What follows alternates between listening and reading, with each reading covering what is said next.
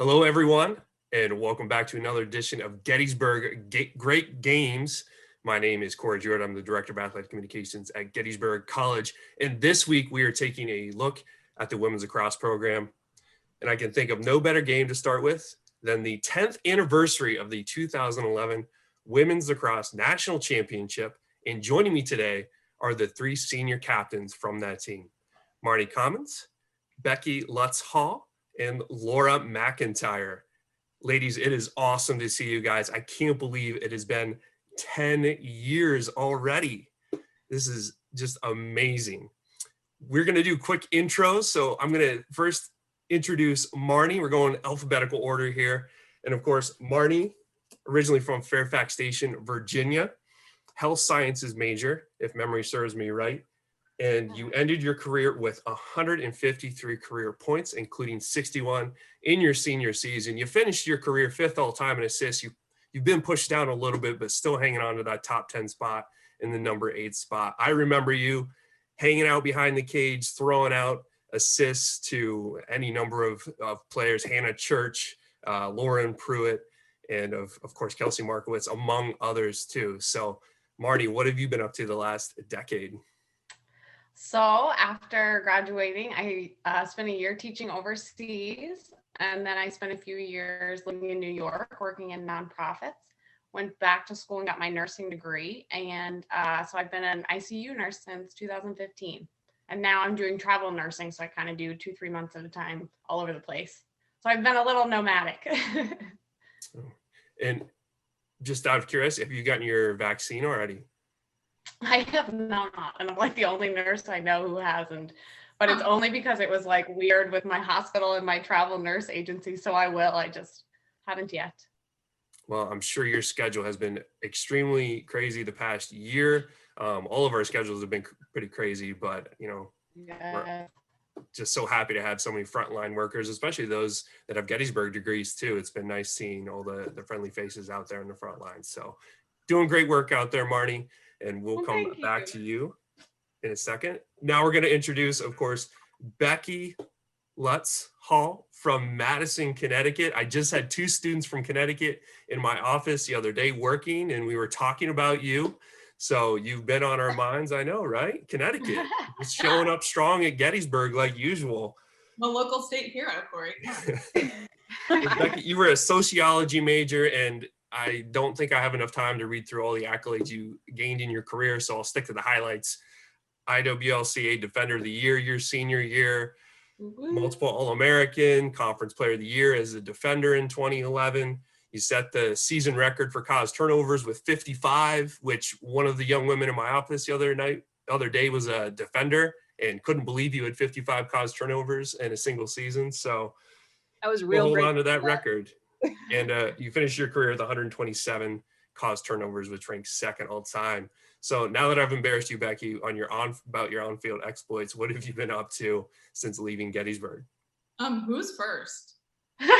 I think it's Megan Murphy. Oh, okay. She's before. I never played with her. I'm okay with that. She's bitter. She's bitter. also Look at her. I'll allow it. Yeah, no. So after graduation, I worked for this small technology company in this inside sales development program for, I want to say almost 2 years, 2.5 years maybe. The only reason I'm mentioning it is because I met my husband there. He is a big athlete as well, basketball player. He and I got married in 2016. We have 2 kids, Francis and Joseph. Francis is turning 3 on March 19th, and Joseph's turning 1 on March 18th. My birthday is March 23rd. Matt's birthday is March 12th, so it's a month full of cake. But we're great. We live in Fairfield, Connecticut. I work for the Wall Street Journal in advertising sales. Was doing that commute a couple days a week into Manhattan, but ever since COVID, obviously been full-time remote, which I totally love. So yeah, just been little family in our little house, just living in the world that we live in. So not really doing very much. But yeah, no, things are great. Yeah, it's just crazy crazy life. If you are a mom of two, you are doing a lot. I know Yeah. I have two kids as well now, so you are probably very busy. And I Yeah. had the wrong Murphy. It's actually Kate Murphy, who is Megan's younger sister, graduated in 05 and was also Defender of the Year in 2005. So She never talked to. now we'll turn our attention to Laura McIntyre, and this officially will be the last time I call you Laura. Of course, everyone knows you as Mac or L Mac through the years for the last 10 years. And Mac, we've seen each other within the last, we'll give it 7 years at least, since you were an assistant at McDaniel following graduation. But when you were here at Gettysburg, of course, you were a two-sport athlete. You played field hockey, you played lacrosse, you were a defender in field hockey, led the team with 7 defensive saves in 2010. And then, of course, you were a goalie for the lacrosse team as well. And you hold the distinction of being undefeated in your career in goal, 12-0 all time in goal for the Bullets too. So when you were in cage, you made it happen. So obviously I know all about your post-grad career because I've read your bio several times in the past few days working on another story that we put out this week. But why don't you tell the people at home a little about yourself? Yeah, sure. I'm super excited to be here with everybody. I've missed you all. But yeah, after I graduated, we won on Sunday. I bought a suit Monday, interviewed that week, and then ended up at McDaniel like 2 weeks later and started recruiting. So I jumped right into the coaching world immediately following graduation and earned my master's at McDaniel while coaching both hockey and lacrosse there for a couple of years. And then I decided to move south, and I took a job at Sewanee, the University of the South, and moved to the top of a mountain in the middle of nowhere, Tennessee for a couple of years to coach field hockey and lacrosse again, both there. And then I took over the field hockey program there as the head coach. And then as of November of 2019, I moved out here. So I took the job out here in California to start the women's lacrosse program at Cal Lutheran University in Thousand Oaks. And I've been here for 2 years now. It's our second season, and we are building, hoping to get more than 6 games this year. And I got married in November. So we've had lots of replanning of our original wedding stuff. So we just decided to elope on the beach in Malibu, and then we'll hopefully have our real wedding coming up this November. So we'll see what happens with all of that, but bringing everything to the West Coast now. So it's been fun. Congrats on the recent nuptials. And I would be remiss if I did not give a shout out to Jeff and Sue. Every time it rains, of course, those are your parents. Every time it rains in Gettysburg, I look outside for a big umbrella that's going to block my window because, of course, that's what your dad did for 4 years. He still comes does just to check on me too. So yeah, still does. He comes back, and every time he plans to come back, they let me know that they're going to see you and Barb and Coach to make sure that I'm aware. And he's, I believe, only recently retired his game day shoes if he has chosen to retire them. So they still come out pretty often. Oh, I give them my best, and I can't wait to see them and have them block my window again. So we are here obviously to talk about the 2011 National Championship. So just to break it down real quick for the people at home, we talked a little bit about this earlier. It kind of blends together a little bit because that was your 3rd straight trip to the Final Four. 2008, we went to nationals. We lost to Middlebury that year. 2009, we lost to Salisbury in the semis. 2010, we lost to Salisbury in the semis.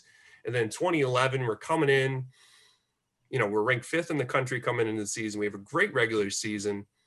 Had that quick early loss to Hamilton, lost to TC&J, who was number 1 in the country by a goal. Unfortunately lost to the Diplomats twice, including in the Centennial Conference Championship too. But then we made just an incredible run in the NCAA. So many great moments, from starting with Adrian at home in the first round, and then of course concluding in the national title game against Bowdoin too. So Marnie, I want to ask you, 2010, we had the national championship at our place. Obviously, we had an incredible senior class in that 2010 class too. A lot of talented athletes, student athletes, Jess Crane, Hollis Stahl, Kristen Kramer, among others. what was the mindset of the team in 2011? Did you guys ever talk about the national championship? I know Becky did once, but we'll get to that later. I do think it was a very different mindset coming into 2011. I think because that previous year we had such a strong senior class, I think there was like kind of a lot of pressure that we put on ourselves because of that. And like, I don't know, Mac and Becky, correct me if I'm wrong, but like, I don't even really remember us talking about that like Final Four or championship that much senior year. Like it was just kind of more 1 week at a time. Like I think we were a pretty young team. We were happy to be out there, and it was kind of like, okay, who are we playing next? And like I remember, I feel like we didn't even start talking about the Final Four until after we beat Salisbury. Like, and it was like, oh cool, we're going to Final Four again. So, and I think in many ways it probably kept us a little more grounded because we were just focusing like one game at a time. And of course, 3 seniors, that's kind of on the low end for us. I mean, we're talking usually we have anywhere from 6 to 10 seniors in a given class. So you 3 were the 3 Musketeers there that season. Becky, I mentioned you. I happened to read an article where one of my colleagues from communications marketing actually came to the field, and you stepped in front of a camera and said, what makes us Gettysburg great is we're going to win a national championship. So obviously you thought about it at some point too. Was there a moment during that season where you really thought, hey, this team's got something going on?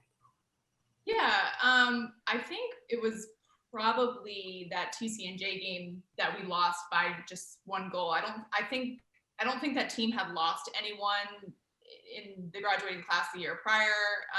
And obviously we had lost like a ton of, our starters and, main key players the year before. So we obviously didn't know really how good we were going to be or what kind of team we were going to be in general.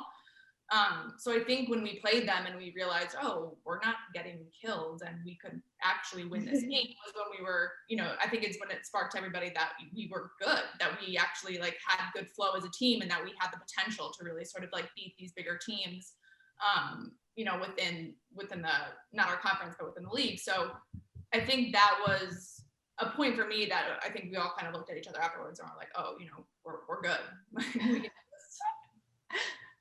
And of course, we had a great regular season, and then once again, we match up with F&M in that championship game, another close game. I mean, we had so many 1-goal games with them throughout the years, too many that I can even remember, since I've got another decade since you guys have left too, where it's been the same thing every single year. LMAC, that game against F&M, obviously we go from high, like competing for the conference title, and then we're coming out with that loss. So, how did the team kind of regroup after that loss heading into nationals? Because you knew pretty quickly that we were headed back to the national tournament. Yeah, and I think that was probably one of the biggest things that helped us regroup, is that we knew we were still competing for a spot in the, hunt for the national championship. But, I think as scary as it sounds, we lost to F&M 7 of 8 times we played them in college. So I think we all had Marnie's face is saying it all right now. I joke with some of my former colleagues and stuff too, that I still hold a grudge against F&M, and I won't ever look for a job there. If I'm homeless and hungry, I still hold that grudge. But I think we had a chip on our shoulder a little bit after that, because it was 1 goal again. And we knew that was something that, we could do. And then you have someone like Maddie just crushing it in the cage. She really started to light things up. And, it was one of those things that I think we just knew at that point that if we were going in again, it was going to be against likely Salisbury at some point, and we had again lost to them. So I think we still had that little bit of a chip. And like Marnie was saying before, since we were going game by game, and really focusing one at a time and having so many threats, I think made a huge confidence boost going into the next ones, because we didn't have just one person to rely on. It was everybody working together. So I think moving towards that and kind of looking at the next level and the next phase of things was awesome. And then getting to Salisbury, I think, was that huge piece following that. And side note, I now coach with one of the players that we beat that day, and she holds a grudge against me for that. That's so fun. Small world, small world. The lacrosse world is extremely small at times. That is for sure. Of course, that NCAA run coming after the FNA game. I remember hosting Adrian, who was the highest scoring team in the country at the time. We beat them 25-10. That sent us, unfortunately, to Salisbury. What was different about the 2011 season? We really didn't have that target on our back. We were not really in the eyes. We weren't like at the Cortland, TCNJ. They seemed to be getting a lot of the notice, even F&M. So I think that may have helped a little bit. And then we, of course, got shipped out to Salisbury, which was different because usually we were playing at home all the time. Yeah. Beat Claremont Mudscripts pretty easily, 18-11, and then matched up with Salisbury. And then finally beating the Seagulls on their own turf. A great game. I remember Maddie coming up with a huge save on the previous MVP of the tournament, Eileen McCausland from the prior year in the final minute. And I'll never forget Kelly Speaker bouncing a ball into the cage through the goalie's legs either, like in typical Kelly Speaker fashion. She had 3 goals, all of them bouncing past the goalie. So that set us up for Cortland. Cortland was coming in strong. And that whole championship weekend, it was just great. It was us, Cortland, TCNJ, and Bowdoin, of course, too. We had banquets. We had community service events. We had a party at the beach the one day where we saw a dance-off with El Mac, Lexi Kelly, and Marnie Commins to Michael Jackson's Beat It, which was great. There were so many great moments. So, Marnie, I just want to toss it to you. Anything stick out there, maybe off the field to you, or even, behind the scenes? So there were a few little memories that came back, and I think a lot of it was just the dynamic of that team. We seemed to have a lot of fun together, and it was always kind of people joking and laughing and I don't know, bus rides. And I remember us sitting at breakfast one of the mornings. I don't know if it was the semis or the finals, but we just laughed a lot and everyone really got along. And I think there was very little ego on that team, which I think made a really big difference. All just meshed really well. And then another thing that I remembered, and again, I don't know if this was the semis or the finals, but do you guys remember when Lexi Hearn came and talked to us before one of the games? She was up there to watch. So Lexi, who had graduated the year before, and when we were doing our pregame huddle or whatever, we were in the athletic building at Adelphi, and she came up and she said to us, she goes, really enjoy this, have fun on the field. Because once you graduate, you're not going to have something else that makes you feel this way. And which is kind of profound considering that she had just graduated, but I have, that's always stuck with me because I'm yeah, it's just so fun. And I think what I remember from that season is how much fun we had. We really enjoyed playing. We just wanted to be out there. And I do remember her saying that and just being let's just have a good, fun weekend and just play this sport that we love. So that, I don't know, that's what I remember of that weekend. I think that was the actual final game because I remember that whole crew, that 2010 crew actually in the stands. And I remember going down and talking to Hollis. I think Jess was there. Lexi was there representing for Greenwich, Connecticut. So another, Connecticut native. And I know they were all there and they were so proud of you guys. I could see it on their faces. There was a little disappointment too, obviously. Come on. It was jealousy, absolutely. Yeah. So, Becky, I got to kind of turn it to the semis and then the aftermath of that. Cortland was a wicked tough game. Back and forth. They were up and then we came back. Hannah was lights out the entire weekend, scoring goals, obviously. You guys were tearing it up defensively, coming up with big stops. Maddie had 11 saves that game too. So, after that game, you guys had to have been exhausted.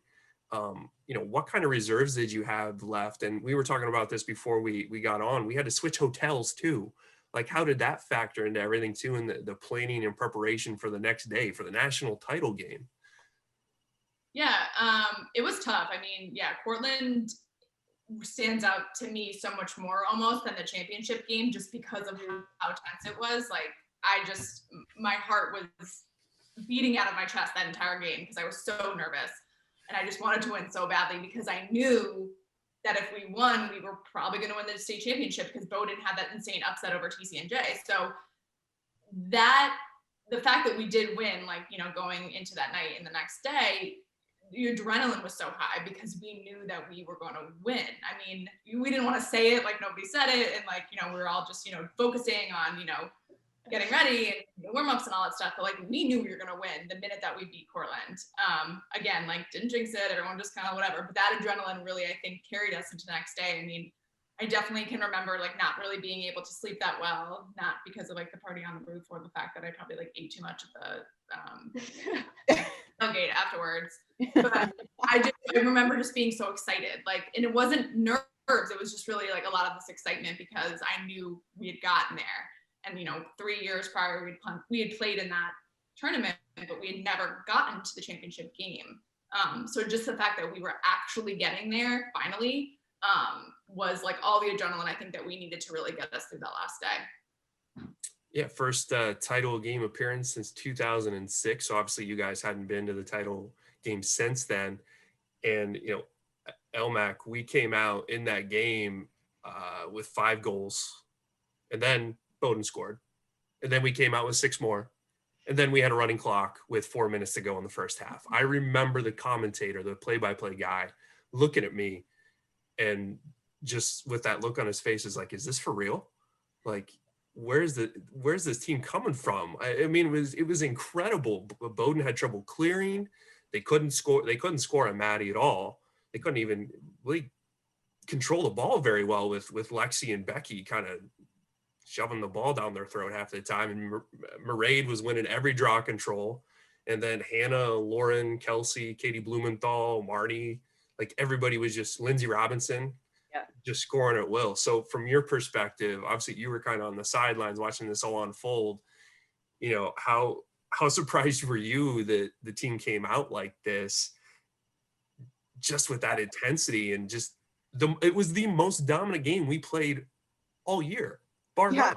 Yeah, and that's what I remember. Like Becky just said, I feel like I remember just this confidence going in, and it really felt like the night before we had stood the test that we were being put up to. So the next day it was just like, I don't know that it was a surprise necessarily that we were up by that, but it was so exciting to watch because everyone was working on all cylinders. Everybody was working together. If I'm not mistaken, most of those goals at the first 5 were assisted. So it wasn't like it was just one person going and, taking it on themselves. Like everybody was working together and everyone was just so excited to be in that position. And I think there was just this underlying level of confidence that everybody just wanted to go. Like we were finally in the national championship. We were going to make it happen. Like there was no way we were going to lose that game. And like you said, with Becky and Lexi in front of Maddie, like no one was scoring. They were not going to let that happen. And I just remember being on the sideline, like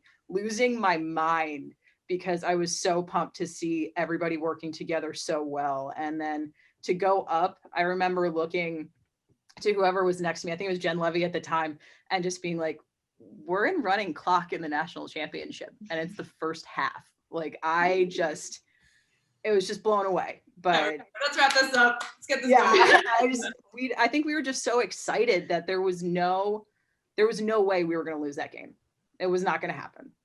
And it ended up being the largest margin of victory since 1994 when TC&J beat William Smith. So our final score was 16-5. And you're right, outside maybe those first couple moments, I don't really remember much of the game itself because we were ahead by so much throughout that whole game.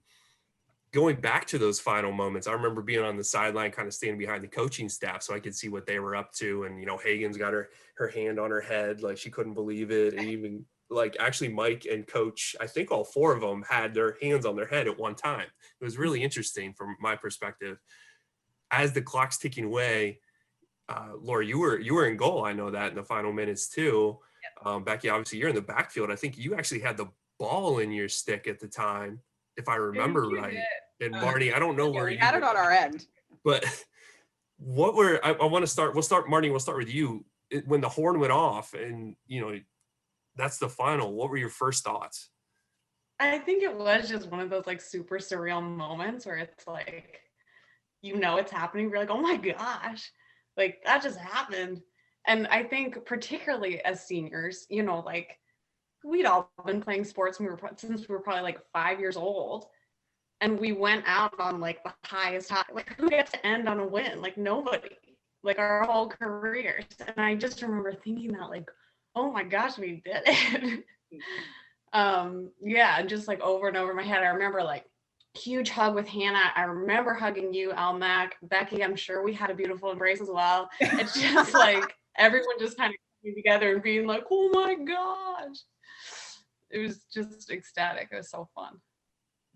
Becky, C is for champion. What were your first thoughts when that buzzer went out? Yeah, no, I was just like, I like flipped out. I immediately like saw Lindsay Robinson like crash into her, like we like tackled each other, and then everyone like came around us. And then I remember like needing to pull myself out, and I was just like this ugly like, cry, scream, like it was just not a good moment for me visually. But I mean, just like so many emotions, just like all these emotions just coming to me like at this moment, because you know, yes, we were ahead that entire game, but you're like really trying to keep it together, and you know, you're not going to get too excited. You got to be like, you know, sportsmanlike and all that sort of stuff. But then the minute that buzzer goes off, you just like let it all go.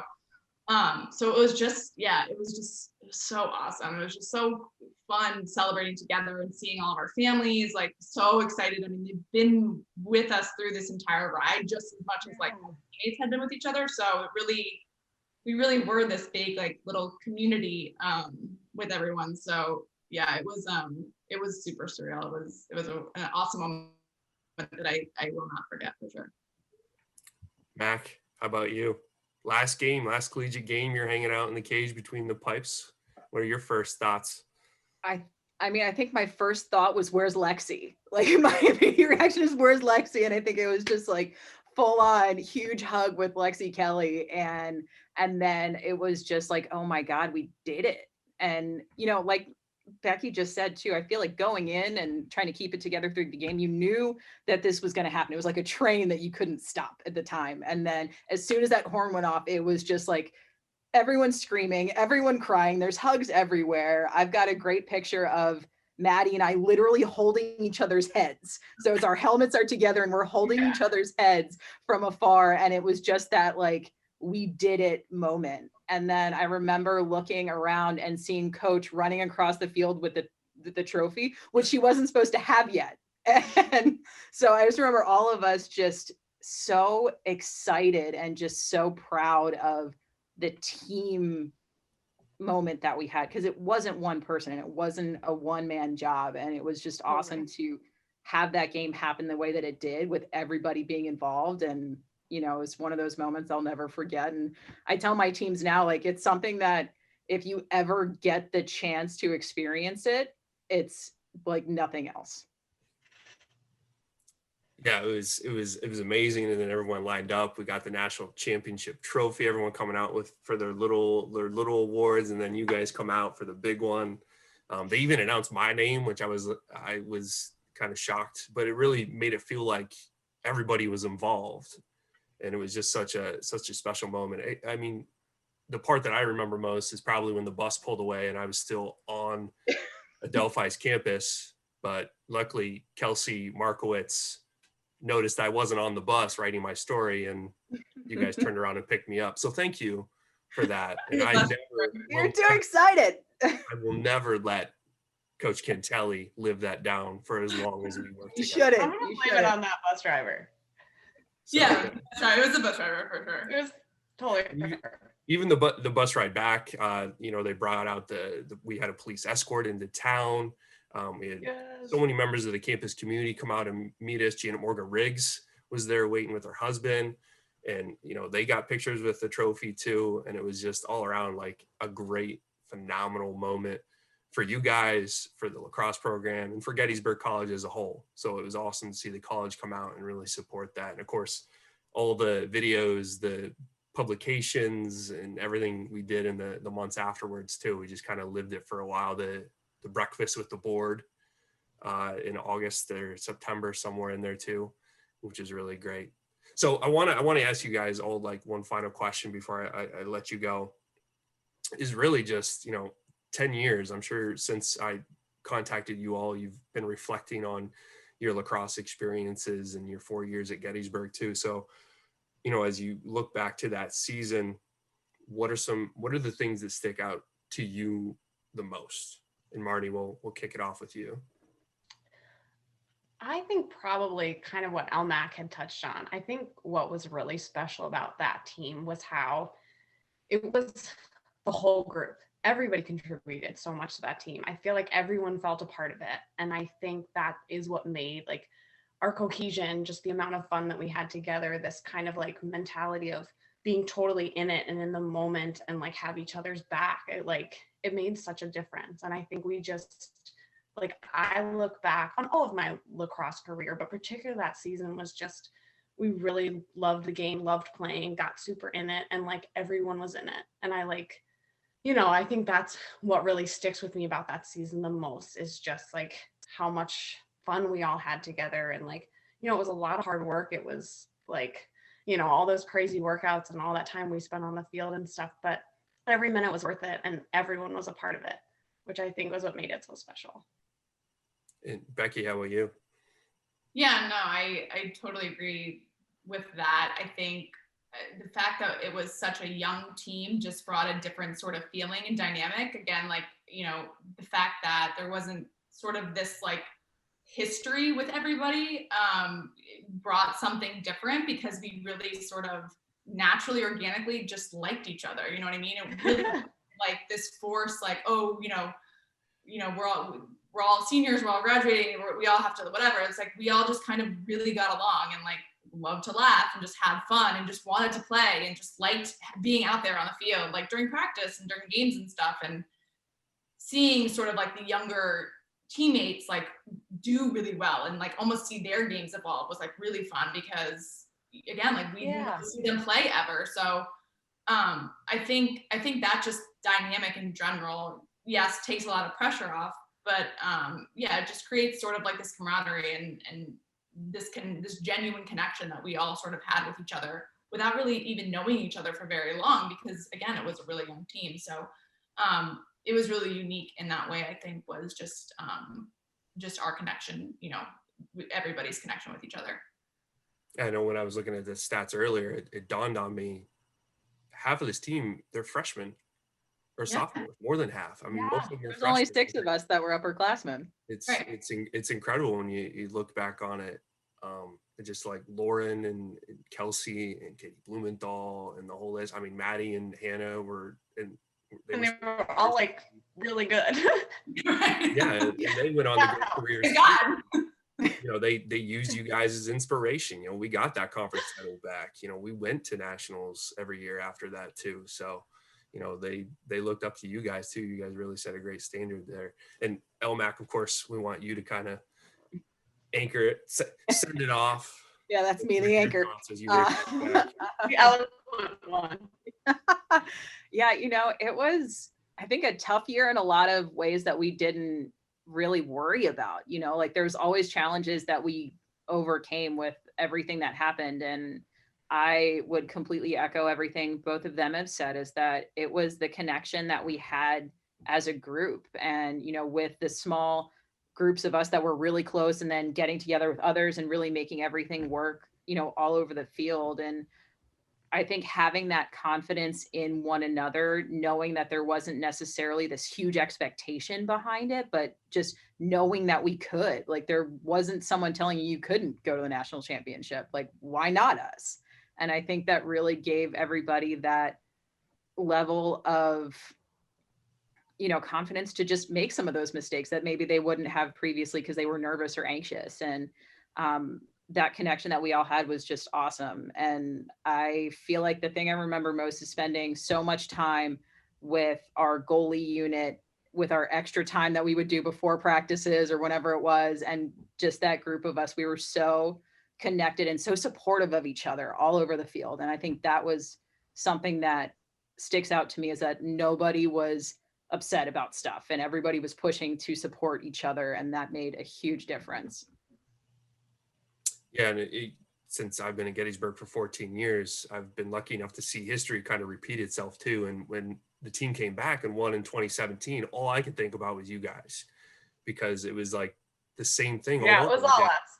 these young Definitely. teams, We'll take credit. these young student athletes, like that just gelled, that just got it, that things just clicked at the right time, and they had a little bit of a tougher finals against TC&J. Steph Colson scored the game-winning goal late in that one, but like it was just so reminiscent of what we went through in 2011. And I say we because I felt like a part of it too, and just being Uncle Corey. I remember us calling you Uncle Corey on the bus. I wasn't even that much older than you guys. 25, like, yeah. So Ages. that's all the questions I had. I want to be cautious of the time, and I'm so glad that we had an opportunity to talk about the lacrosse season, especially looking at what we're going through now with the pandemic. You know, we don't know where the games are going to be played, when they're going to be played right now. We're hoping for a lacrosse season. We're planning, we're preparing. Carol and Barb and assistant coach Charlotte are all buzzing around the cubicles every day. They're shoveling off the field, which they'll be doing with this impending snowstorm in the East Coast. So you enjoy that sunny weather out there, Mac. Will Some do. of us have to deal with snow. So I want to thank you all so much for taking the time to join me today for this edition of Gettysburg Great Games. I love uplifting the women's lacrosse team. It was great connecting with you all. So I'm Corey Jewett signing off for Marnie Commins, Becky Lutz Hall, and Laura McIntyre. Until next time, go Bullets. Woo.